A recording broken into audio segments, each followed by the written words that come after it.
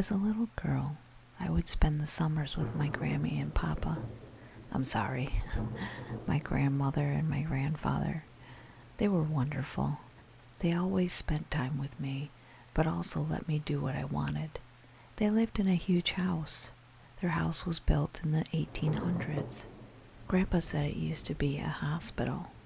You couldn't tell when you walked through it. I guess hospitals were built different back then, and over the years, updates and renovations erased any hospital feel it once had. To me, it was a giant castle. Grandpa and Grandma were the king and queen, and I was the princess. Every day was a new adventure. One day I was playing when I opened a closet door I had never opened before. It must have stayed closed for a long time. It was layered in spider webs and dust. A chill went through my body as a brisk draft blew from the opening. Inside there was a small wooden box suspended by an old rusty cable. As I pushed it to one side, I tried to look below it. It was a long, dark shaft. Looking up, I could see hints of light. Looking down, it was pitch black. It reminded me of an elevator, a very small elevator that no adult could fit in, but I was not an adult. I knew I had to see where this old-time elevator would take me. I started eagerly brushing the mass of spiderwebs out of the way. So excited about my new find, I gave no thought to the number of spiders it must have taken to create such a massive web. As I brushed away the last cluster of webs, I noticed something. Hanging from the top of the elevator was a small beaded necklace. At first, I thought it was some sort of pull cord covered in dust. When I looked closer, I realized it was a rosary. Gently, I unhooked it and began wiping away the dust. It took a few minutes, but when I was done, it was beautiful. I had always wanted one. I proudly slid it over my head and onto my neck. It was comforting to know it would always help to keep me safe. While staring down at the rosary, I noticed a small wooden crate on the floor. I used it as a step to get me closer to the box. I got a tight grip on a rusty overhead pipe, also covered in webs, and swung my legs over the side. I was half in, and I'd heard Grandma calling me for lunch. Knowing my favorite PB&J on honey bread was waiting on the table for me, I climbed out and raced down to the kitchen. With peanut butter smeared across my cheeks, I tried to swallow my last massive mouthful. Grandpa asked what I had been doing.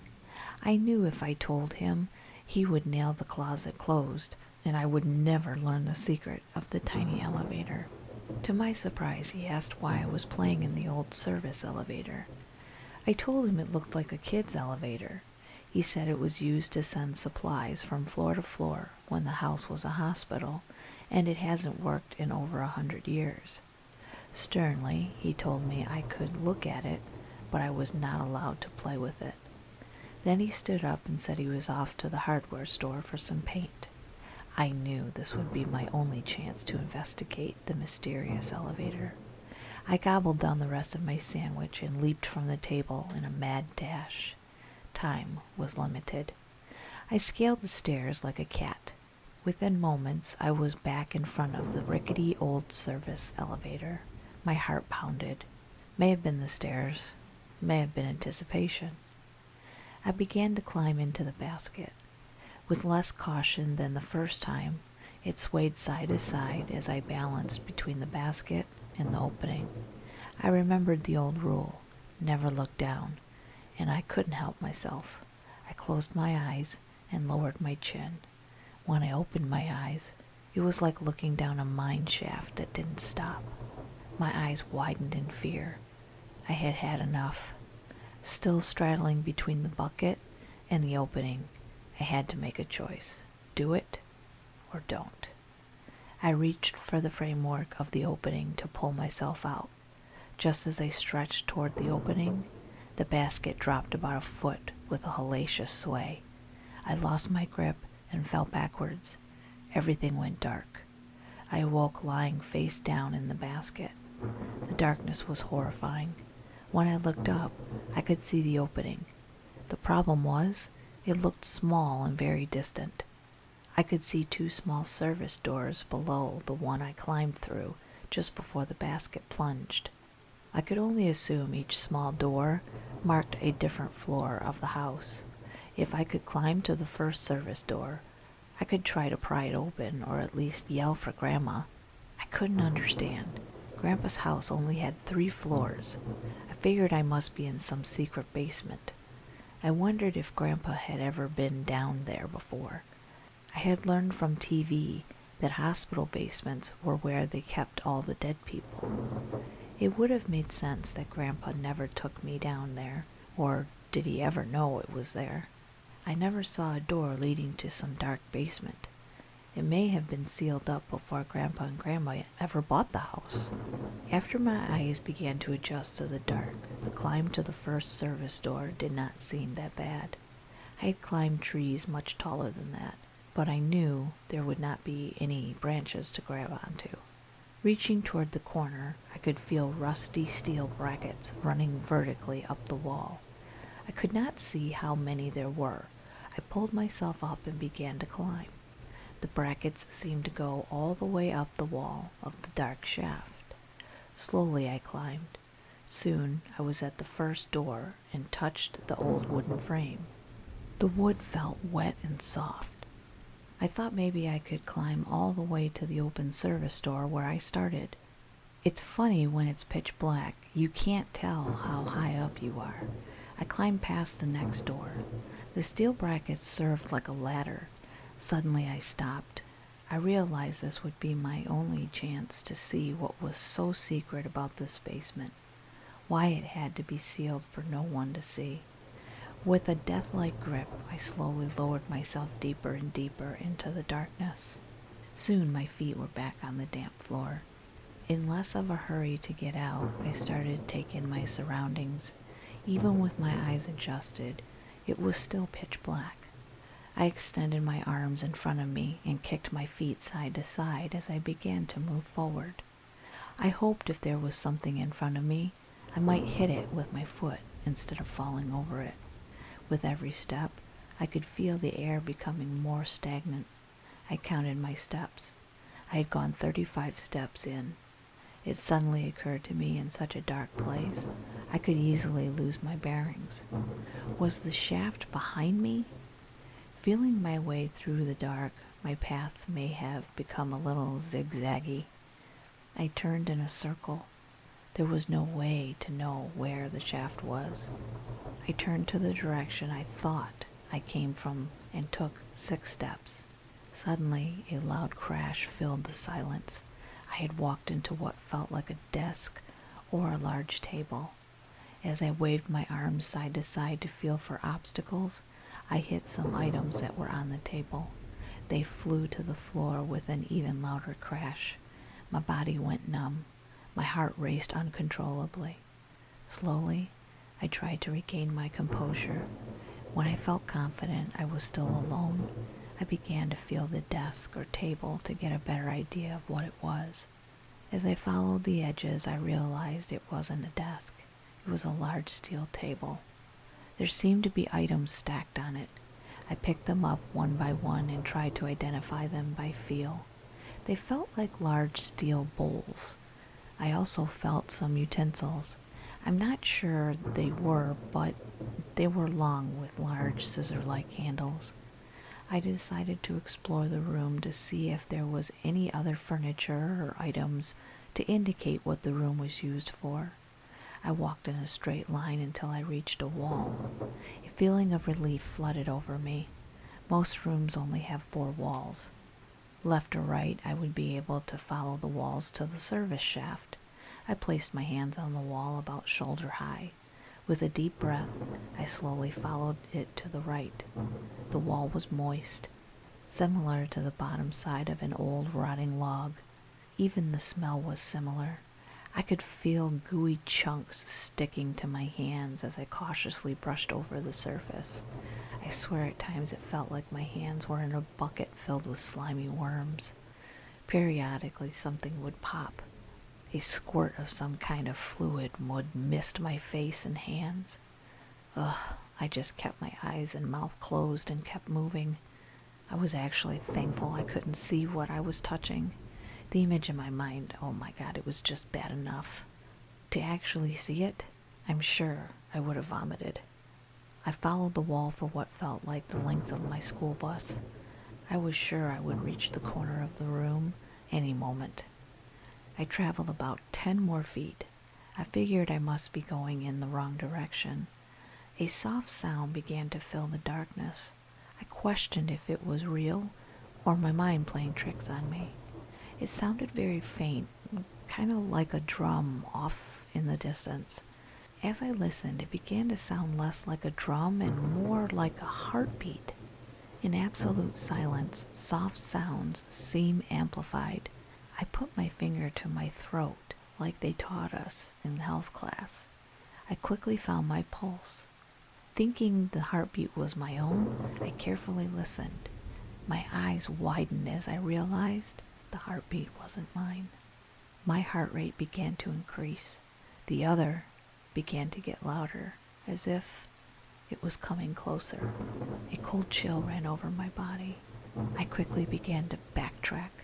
Step by step, I felt my way back down the long wall in the opposite direction. I figured I had gone about 15 feet when it happened. I came to an abrupt stop. Suddenly, the wall took a sharp left. Impossible. I had followed that wall further than the length of my school bus. I never went around a corner. This took the wall in a new direction. I could feel the panic inside me starting to build. I told myself it was just a mistake. I had no choice. I had to keep going. Hopefully, I would come across a door or maybe even a light switch. So far, I had found nothing to help me. I cautiously reached my hand around the outside corner. I slid my hand down the wall. The wall had the same grotesque feel as the other. With another deep sigh, I navigated the corner and began to feel my way down the wall. The pitch black really began to confuse my sense of direction. The chill that covered over me turned to tremors as a blast of hot breath rolled down my neck. I could not see it, but I knew someone or something was behind me. "Who's there?" I asked. There was no response. Its hot breath rolled over the back of my neck again. I quickly turned, and with all my might, I began kicking and punching into the darkness. Its hot breath dampened my face. Strike after strike, I hit nothing. I slowly backed up until I felt the wall behind me. Quickly, I began following it to my left, the whole time its hot breath pounding my face. My face and neck began to feel like I had stepped too close to a bonfire. Beads of sweat rolled off my forehead and down my face. Even though I could not see it, instinct forced my eyes closed. Frantically, I followed down the wall, moving at a much faster pace. The further I went, the more terrified I became. The basement was much larger than I thought. I had no idea where I was. Fearing what might be ahead of me, I stopped. The silence quickly became deafening. I felt like I could hear every dust particle floating through the air. That's when it growled mere inches from my face. It shook the darkness like an explosion. I could feel its saliva peppering my face. Again, I kicked and swung my fist at it. Like before, there was nothing there. I tried to move, but I couldn't. I was so scared.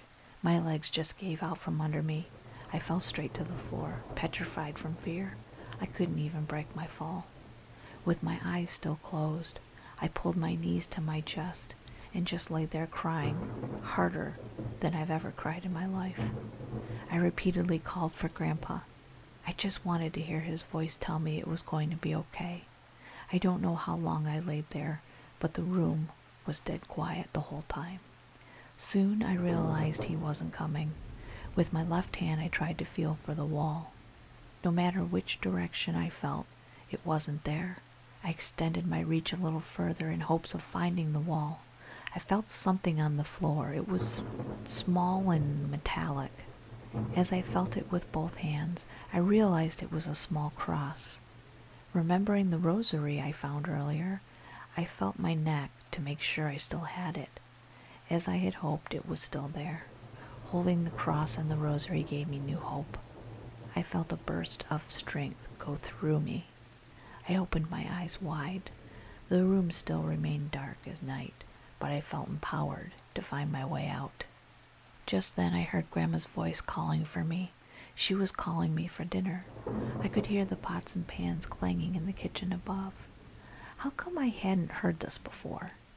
Grandma's been in the kitchen all day.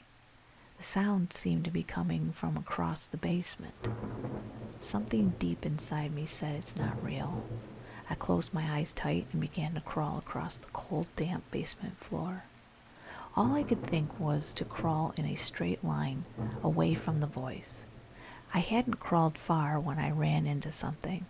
I opened my eyes to see a faint silhouette of the elevator basket. My heart raced with excitement. When I looked up, I could see the light from the service door. I quickly stood up to start my climb. That's when I heard the heartbeat. I turned around and held up the small cross. "I'm sorry I disturbed you," I said. "Let me leave, and I'll never bother you again." I took about 4 steps back and laid the small cross on the elevator basket. I backed up until I reached the corner of the shaft. I slowly began to climb. I kept waiting for something, but nothing happened. Before long, I had reached the service door. I carefully climbed out of the shaft. As I stood in the hallway, I just stared at the closet. I closed the door and went downstairs. Grandma was asleep in her chair with a blanket over her legs. It looked like she had been reading and fell asleep. I saw Grandpa painting the railing on the front porch. When I greeted him on the porch, he asked what I had been up to. I told him I was playing with the service elevator. His look turned harsh. He said he had warned me. Now he would have to nail the door closed. I smiled and said that's probably for the best. He gave me a big hug. When he let me go, his face got a confused look. He asked where I got that beautiful rosary around my neck. I told him I found it in the upstairs closet. He said that it was his mother's rosary. He thought she had been buried with it. He said she died in this very house, back when it was a hospital.